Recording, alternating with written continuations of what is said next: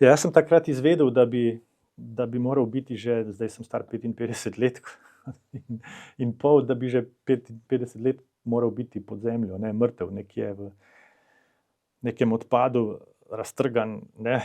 Torej, šlo je za mene. Oče mi je pred enimi 8 leti povedal v enem lepem trenutku, ko sva se pogovarjala, da ko sta me spočela z mami, sta bila zelo nestabilen par, nista bila še, odnosi niso bili glih stabilni, nista bila prepričana, da se bosta poročila.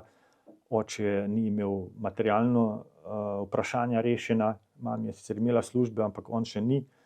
Mamini starši so ga popolnoma zavrnili, ker mama je bila Rusinka iz katoliške družine, on je bil pravoslan oziroma niti ni bil veren, je bil druge narodnosti, Srb, ne, in so Rusini kot zelo ponosni kmetje, to so rekli, pa kaj si nisi našla nekoga od naših, ne, recimo ta nacionalni element je bil zelo močan in so ga zelo zavrnili. Pa še poet je bil, ne, pesmi je pisal, strojnik, tako da oni so pa pričakovali zdravnika, ne, seveda.